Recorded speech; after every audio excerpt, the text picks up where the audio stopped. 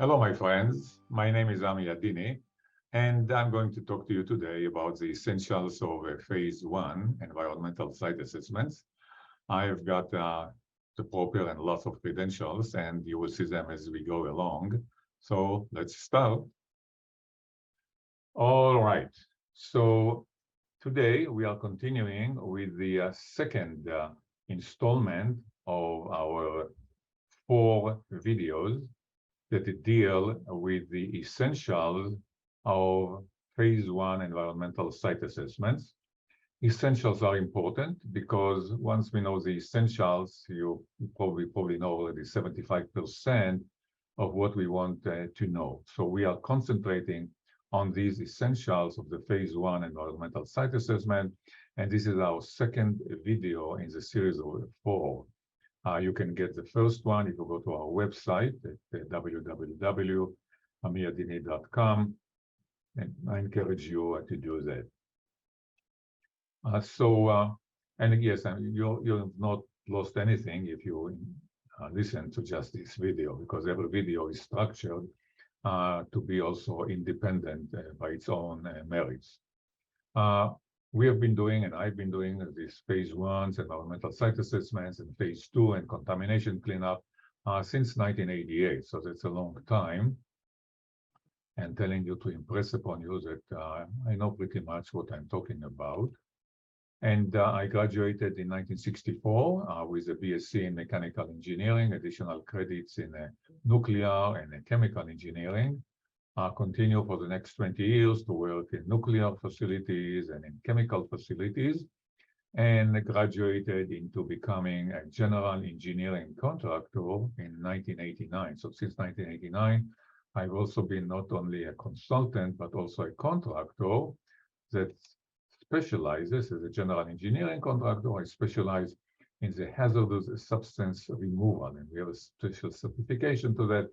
And I'm qualified and able and do removal of hazardous substances, which is called also remediation in other language.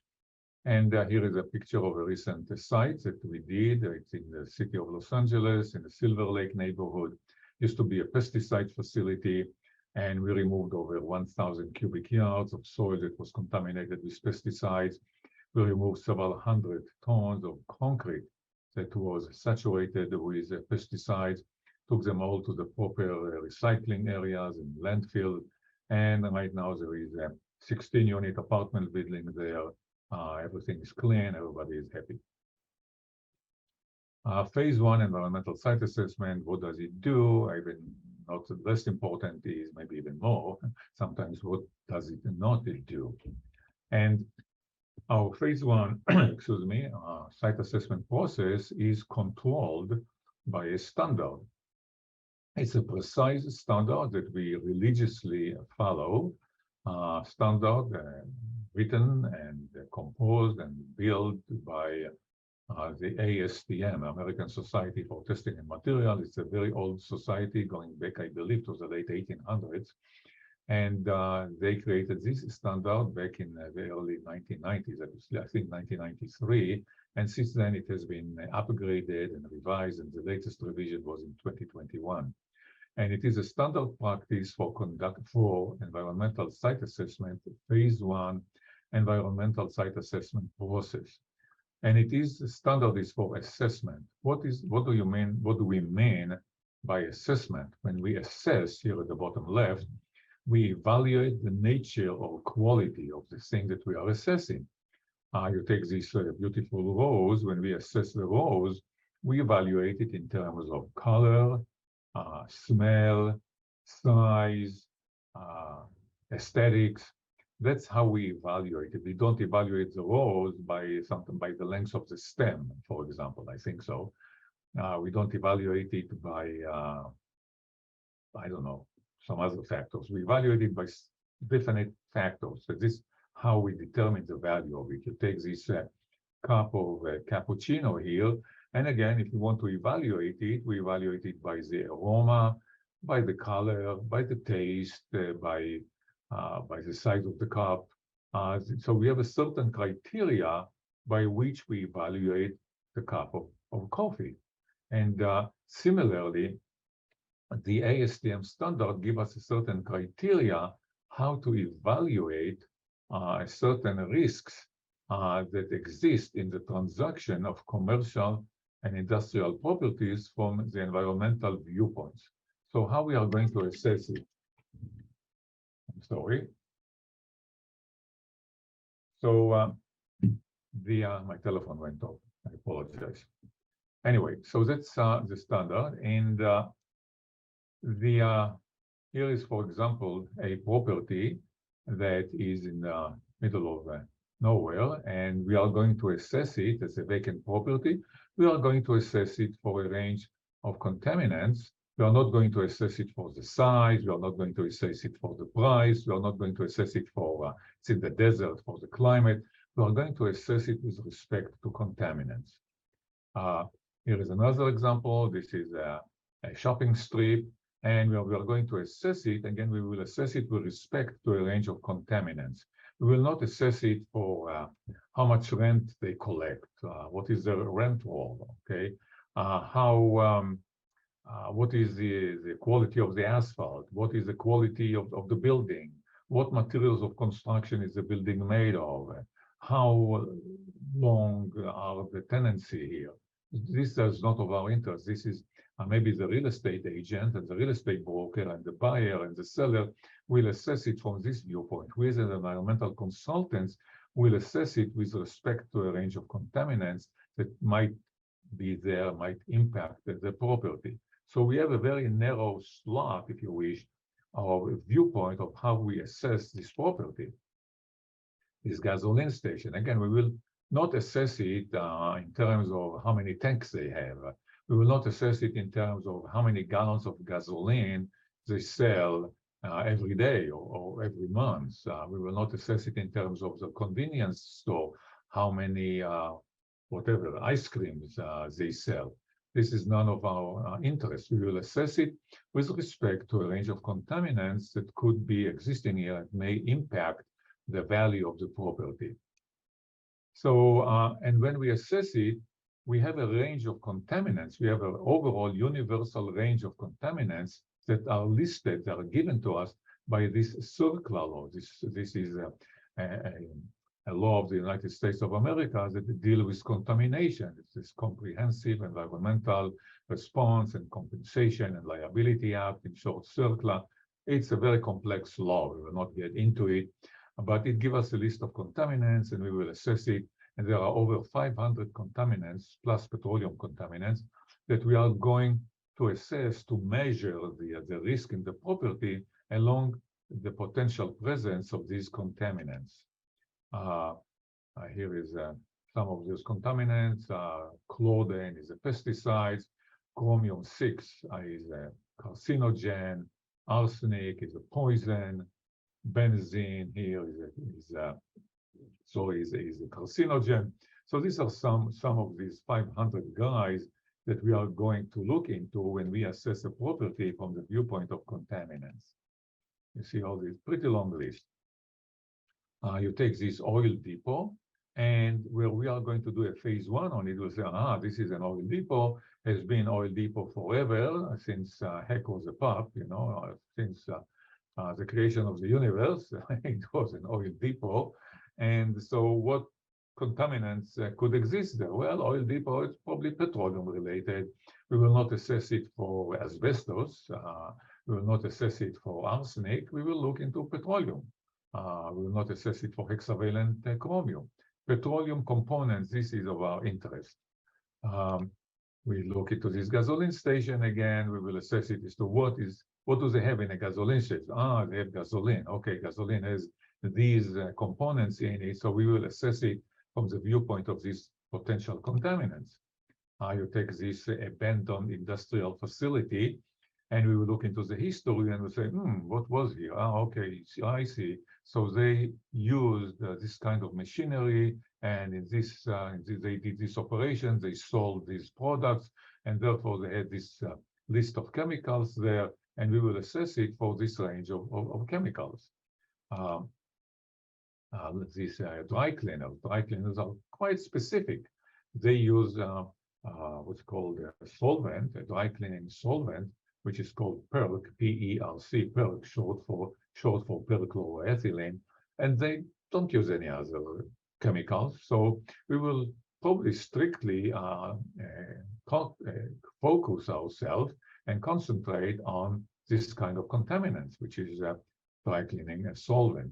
So we will assess the dry cleaner with respect to these kind of contaminants that might be there. Here is an oil field next to a residential neighborhood. Again, we will look into it from the viewpoint of an oil field. We will not look into it from the viewpoint of, I don't know, railroad station or a nuclear plant, oil field. That's the viewpoint that we will look into it and assess it from this viewpoint. Here is, again, it's a metal salvage yard. They have their own range of contaminants. And so on. Here is an industrial facility. This is a machine shop. They do all kinds of parts here, and they have their own range of contaminants. And we will look into it from the viewpoint of these contaminants that they use. Again, we will not look into it from the viewpoint of a nuclear plant. We will not look into it from the viewpoint of a medical facility.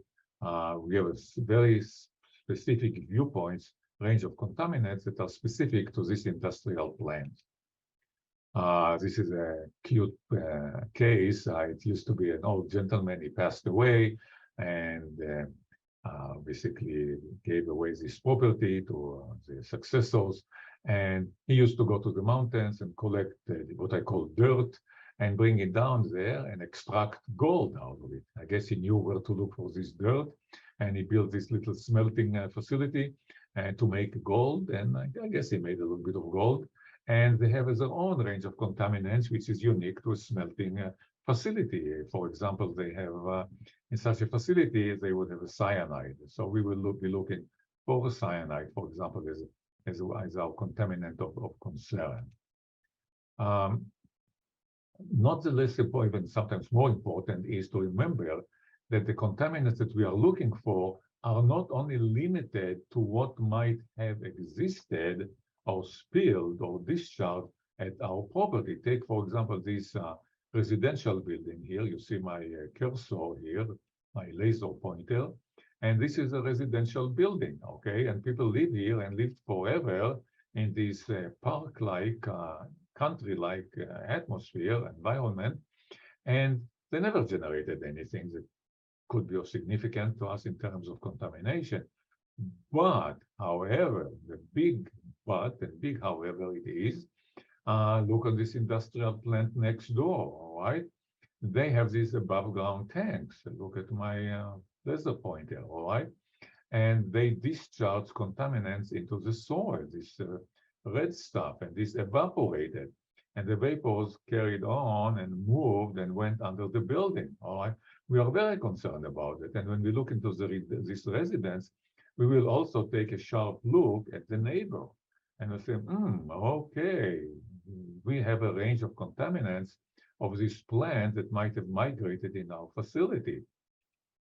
Here is another rendition of the same thing. You have here a landfill here, and the landfill discharged or leaked contaminants into the groundwater, and they migrated with the groundwater and moved up into this property. And so when they moved out into the property, they came from the neighbor, okay? They did not generate it by their own self. We put here the word mitigation. It's come from another presentation just to mean that we can protect them by putting all kinds of vapor barriers into the building. But this is not the subject of this presentation. The subject is that we're doing phase 1, and we are concerned about toxic vapors that might enter into the building and were generated elsewhere, all right? And so we will look into this landfill and say, what kind of contaminants existed there? Here is an apartment building, and there is this dry cleaner there, and they discharged into the soil. It migrated as a cloud inside the soil, as a vapor under the building, and contaminated the area under the building. So the building itself is an apartment building, but when we do a phase 1, again, we will look into it in terms of what kind of contaminants might have impacted this building and might have come from this dry cleaner. Here is a shopping plaza here, strip plaza, where you see my laser pointer. And in this case, they were contaminated. Groundwater here was contaminated from a dry cleaner here, Kiddie Corner, across the street. And they discharged a lot of contamination into groundwater. And through the groundwater, it went under this property and contaminated the property. And they could not refinance. And we had to get there and handle, and it is a story all by itself. But the point is that when we do a phase one on such a property, we will get concerned also about the surrounding, what is happening here in terms of contaminants that might encroach onto this property. So here is an interesting case. I did it recently back in the eastern part of our state. And here is a vacant property. It used to be vacant since the creation of the planet, I think. And it's a vacant land. And I'm here standing at this side of the fence and stretching my hand out to this side with my camera. So you don't see me and you don't see the camera, but you see the picture that I'm taking. And here is these drums here. And I see the drums and I see they're in a very poor shape. And I don't know what is there, but definitely they're in poor shape. And these drums typically used to contain chemicals. And right away, I raised the red flag. And I say, there is drums here. They might have leaked and it might have migrated to my property. There is a concern here. And we indicate it in a phase one process. We have a concern, all right? So back to our purpose. Again, the purpose is that we are dealing with commercial and or industrial property, and we're assessing it, we're evaluating it from the viewpoint of contaminants that might have migrated, could have migrated there, or could have spilled over there. Remember, we are evaluating it from the viewpoint of concerns. We are not evaluating yet how much contamination is there. Is it really, what is the extent of the contamination, if there is contamination? We are only indicating concern that it might be contaminated. We're evaluating it from this viewpoint. So we need a yardstick. We raise concerns, but how do we measure these concerns? I mean, we don't want to make you worried about everything else, about everything in the universe of contamination. We want to use a certain yardstick, how we measure, how we indicate our concerns. And our yardstick in the standard is called recognized environmental conditions. We measure our concern by recognized environmental conditions. And this is a term that was invented especially for this standard. As far as I know, you will not find it any other place. And this is a special term that they invented for this standard. This is how we measure if we have a recognized environmental condition on this property. Now we know, we indicate it in our report, the phase one report, and usually it leads to a phase two, but we are not dealing right now with the phase two. It's a different story. We are dealing with the phase one. This is a stage where we are raising concerns, which are called recognized environmental conditions. And in the first presentation, we were dealing with the first condition, which was called the condition number one. It was the presence of hazardous substances or petroleum products in, on, or at a property due to a release to the environment. And I extended a longer talk about that condition there. And I encourage you to go to our video number one of this series. And it is present at our site, www.amiradini.com. All what you need to remember is amiradini.com. And you go there and you will see the tape or the video in its entirety. But the essence of the condition number one was the positivity, release and presence. A substance was released on the property and is still there. And I gave several examples there how it worked. So a condition number two, which we are going to talk about in this presentation, the recognized environmental condition number two is the likely presence of hazardous substances or petroleum products in, on, or at a subject property due to a release or likely release to the environment. Now, this condition could be a little bit confusing, and I will give you several slides really right away to demonstrate how it works. But I call it, there are two sub-conditions here. Sub-condition number 2A, we have a release and we have a likely presence. Or sub-condition number B is a likely presence and a likely release. I said it could be confusing, and I will solve it for you in a moment. So going back, recognized condition number 1 was very positive, and I put here this sumo fighter. He looks pretty ominous, pretty positive, okay? There was a release, and it was present on the property. No question about it, certainty. Recognized on the environmental condition number 2, it introduces kind of doubts. There is uncertainties, and it is either a release and likely presence. We don't see the presence, there is a likely presence, or a likely release and likely presence. Too many likelies here, okay, and which are giving us room for more words to worry about. So how does it work? Let's see. Here is an example, woman. You see in the center here, where my laser pointer is, this is in the city of Pomona. It's a well-known case. It is an industrial plant. Since then they went defunct, okay? And the city took control over the situation, and they had a major accident here, and they leaked a contaminant into the ground. And it leaked and it spread all over as toxic vapors, went far away. You see all these circles here, demonstrating how far it went, like waves in a pool where you throw a stone in, okay? And it's the waves that whatever the word is, evade me for a moment, the ripple effect, okay? So there is like a ripple in a pool of water, all right? So the contamination was here. They created the contamination, and then it rippled around. And my property of interest is here, where it's this red cloud, okay? And I'm saying, okay, here is a recognized environmental condition. Positively, there was a release. Everybody in the world knows about this plant, okay? Just go on the website of the state of California, EPA, and you will find them. Everybody knows that they contaminated. So this is a release, definitely release there. It happened, but it might have migrated here. So there is a likely presence here. We don't know yet. We will have to do a phase 2. We will have to poke holes and take samples. But in the phase 1, we say we are concerned. There is a recognized environmental condition because there is a release further away, and there is a likely presence here of this contaminant. This is a recognized environmental condition. Here is another guy here, okay?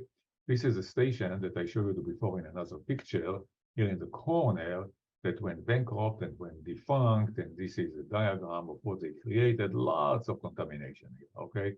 And it went down to the groundwater, and it spread around as vapors, but I'm exploring in my phase 1 a property here inside this purple cloud, okay, which is not a gasoline station. But I am concerned as an environmental consultant doing phase 1, and if you are my client, I will tell you, my friend, I am raising a flag here because you are not far away from this gasoline station.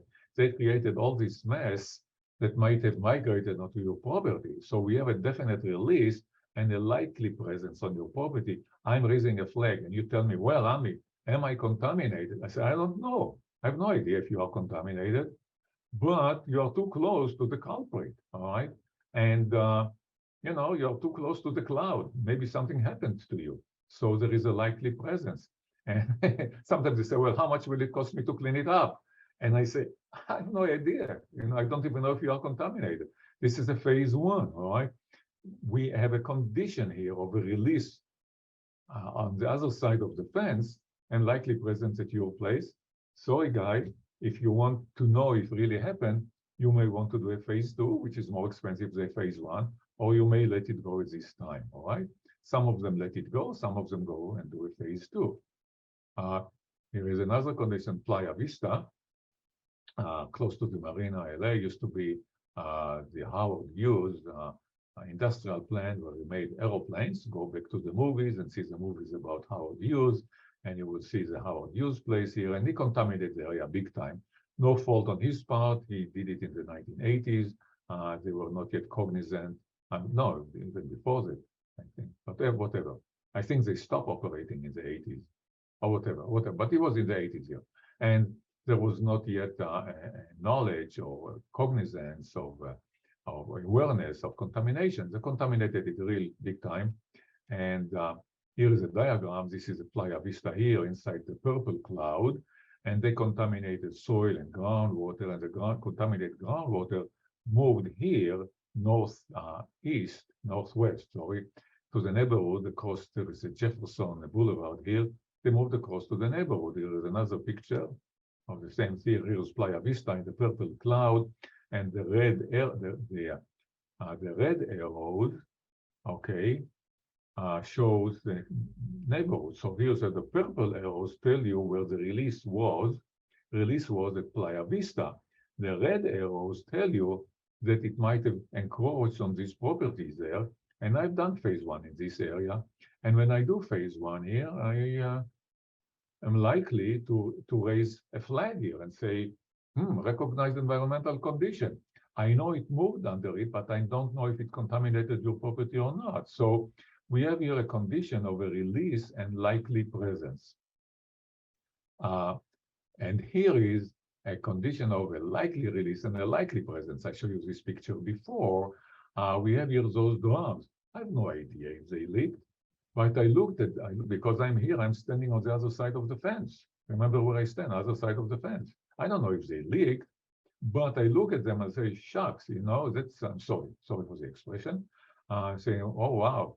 I'm saying, so there are very poor conditions. There is a likely release here. They used to contain chemicals. They likely released it.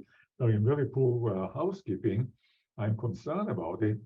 And if they leak, then it could have migrated under the surface to my property. My property, I know it's clean. It's always been clean. But there is a condition here of likely release and likely presence. And I'm going to raise this flag. And then it will be up to my client whether they want to do a phase two and see if it really impacted them. Only phase two can tell them if they are really impacted. Again, phase one, we are only raising concerns, which in other language, we call it recognized environmental conditions. Here is another case. We have those dry cleaners here with the yellow star here. This is the dry cleaners. And we don't know anything. We don't know nothing about these cleaners. We don't investigate them at all. My client is sitting here. This is a car wash, okay? This is my client, okay? But I know that dry cleaners, over 90% of them cause contamination. I don't know anything specific about this guy, but I know that many of them cause contamination. So I do this, and I know that this contamination in many cases migrated under the surface further away. So I do this red cloud around, which is my imaginary conceptual cloud as to where my concerns extend based on my experience, because I know that these vapors, I have experience, they have migrated a distance, and kind of I circle, I put this cloud here, I show where my concerns are, how far away it might have migrated, and I tell my client, look, I don't know if these cleaners, what the situation is, but I'm concerned that they might have released toxic contaminants, and I'm concerned that it might have migrated into, and he says, do you know if they migrated? I say, I don't know. He says, I'm far away from them. I say, yeah, you're far, that's correct. But in my experience, I've seen it migrated this distance. I'm not saying that it always migrates this distance. I'm not saying that it reached your way, but I'm saying that I've seen it migrated. And, if you want to solve this concern, you may want to do a phase two. Otherwise, I cannot tell you for sure. I cannot be positive for sure because I've seen it migrated this distance. So I'm saying to you, have a likely release and a likely presence. It's a recognized environmental condition. My dear client, it is up to you how much risk you want to take. Some of my clients take this risk. They don't do phase two, and I don't tell them do a phase two. I only tell them do a phase two if you feel that your risk tolerance is such that you don't want to have this risk. You know your risk tolerance. All what I'm telling you is that you have a certain level of risk. That's all. Here is a very interesting, I love it. This is very interesting condition. Here, look on the right-hand side, 1964 a service station. This is an aerial from 1964, okay? This is in this corner of two major streets, all right? The city developed ever since. I think it's very nice, I'm not sure. But it developed, oh, no, it's in I think it's Spartinia, I think, but whatever. So it developed ever since, and look on the left side, this is a 2022 picture from Google Aerials. This same corner, you have this beautifully constructed apartment complex here. I don't know how many stories, 1, 2, 3, 4, 6, 7, I know 7 or 8 stories. And you have the swimming pool, and you have all these things. It's beautiful, it's great, okay? And it's in the code, there is a name, Amanda Regency Apartment, whatever that is, I'm not familiar with them, but look at that. I'm telling my client this property have a condition of likely release and likely presence, because there used to be a gasoline station here in 1964. We don't know much about the station. We know they have tanks. We know they removed the tanks. They removed the tanks sometimes, I think, in the 1980s or so. They could have leaked. Nobody tested for them. They may not even, no, they probably removed the tanks, and but there may be contamination there. So I have to tell you, sorry, that there is a condition here of likely presence, a likely release of likely presence, and then take it from there. So to recap it again, we were dealing here with recognized environmental condition number 2, which was a likely presence of hazardous substances or petroleum product in or on the subject property due to release or a likely release. This was recognized environmental condition number 2. Dear old Albert Einstein said, if you can't explain it simply, you don't understand it well enough. Well, I've done my best to explain it simply. And if you don't understand it well enough, please call me. Believe me, I do understand it, and I will explain it to you even more at your leisure. Call me at my phone number 323-899-5001. My email, amia@amiadini.com. And my next one that is coming will be on, we will talk about the recognized environmental condition number 3. Stay tuned. Thank you very much for being such a good audience.